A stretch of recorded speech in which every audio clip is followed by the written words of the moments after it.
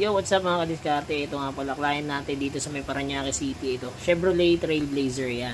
Trailblazer yung gagawin natin ito. Sa part na to, binabaklas na natin yung kanyang lumang head unit. Papalitan natin siya, gagawin natin siyang 9 inches Android. So tara, let's go. Bilisan natin kasi marami pa tayong trabaho.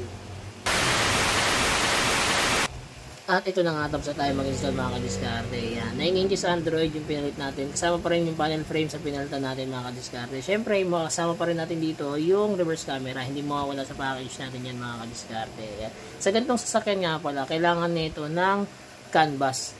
Yan, para mapagana yung mga steering control buttons dun sa manibela niya. Hindi kasi gagana yun pag walang canvas. Yan, dapat din compatible yung canvas para mapagana nyo yung kanyang stock na steering control. Yan, pwede ka na rito mag-Waze, Netflix, YouTube, Google Map. Meron na rin tong Apple CarPlay and Android Auto. Meron na rin tong USB port para pwede ka manood ng movie or mag-play ng music via USB. So ikaw, ano pa kinaantay mo? Tara, i-DM mo ako. I-upgrade natin yung car steering mo. Kahit anong sasakyan, meron tayo. Kaya i-message mo na ako agad para makapag-upgrade na tayo. Don't forget to like and follow na rin mga kadiskarte. Yan, kita nyo naman, napakaangas ng